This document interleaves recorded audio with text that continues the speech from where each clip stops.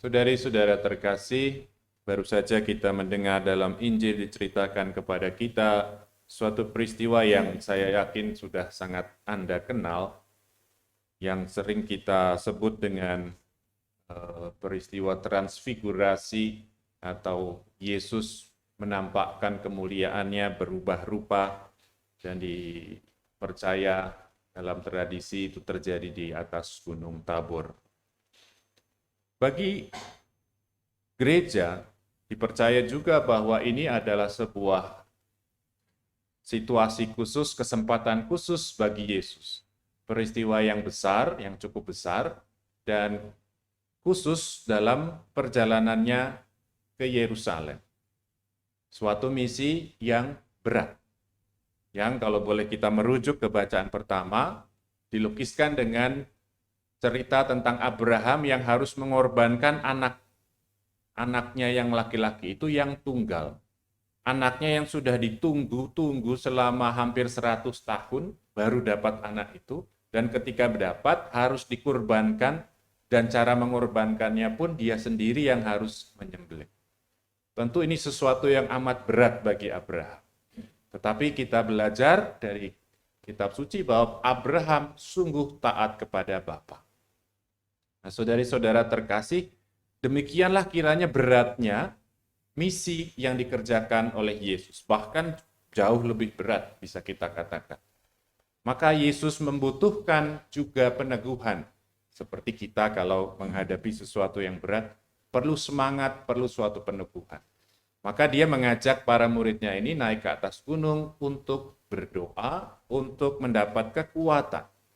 Dan dalam Injil kepada kita diceritakan Yesus mendapat juga peneguhan penguatan itu dari tokoh-tokoh besar perjanjian lama. Elia dan juga Musa. Bahkan kalau boleh kita perhatikan, ada juga peneguhan dan ini yang paling penting dari Bapaknya sendiri yang mengatakan bahwa dialah anak yang dikasihi. Ini berarti dia sungguh-sungguh dicintai, dan dia sungguh-sungguh mengemban misi yang berat itu. Itulah tugasnya yang tidak bisa dia lepaskan. Nah, saudari-saudara terkasih, itulah pengalaman yang memberi kekuatan kepada Yesus, yang menegaskan kepadanya bahwa memang misinya itu sungguh-sungguh benar dari Bapa. Itulah kehendak Bapa, dan sekaligus itu harus dia kerjakan. Dan dia mendapat kekuatan peneguhan untuk melaksanakan hal itu. Saudari-saudara, yang menarik adalah bagi saya, misi yang berat itu bukan hanya berat bagi Yesus, bukan hanya berat bagi dia sebagai pelaksananya, tetapi saya kira ini juga menjadi berat bagi murid-muridnya. Dalam Injil diceritakan ada 3 wakil, Petrus, Yohanes, dan Yakobus. Tadi di dalam bagian paling awal dari Injil yang kita dengar, dikatakan pada suatu hari Yesus bicara tentang bagaimana ia akan menderita sengsara.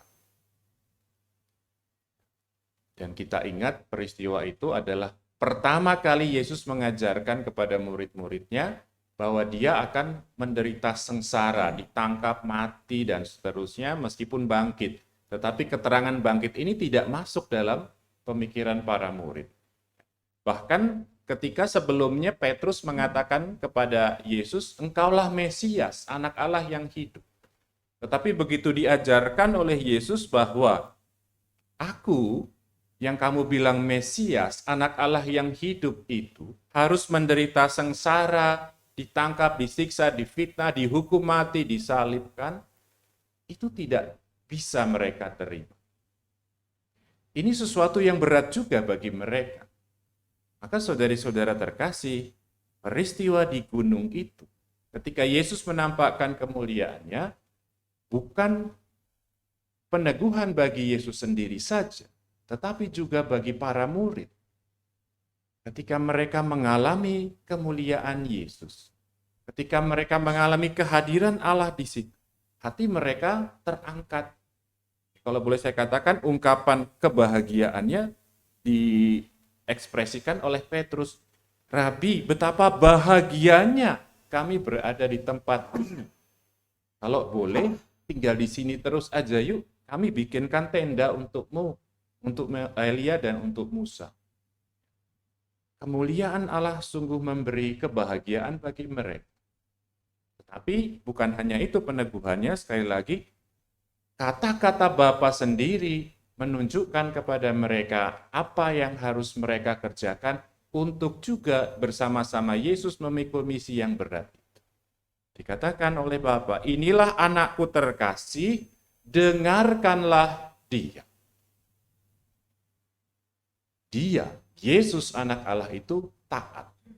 Dia melanjutkan perjalanannya ke Yerusalem dan kita tahu dia pergi ke gunung yang lain, gunung Golgota, di mana dia di sana disalibkan dan wafat. Ini berarti Yesus meminta kita seperti dia juga taat kepada Bapaknya.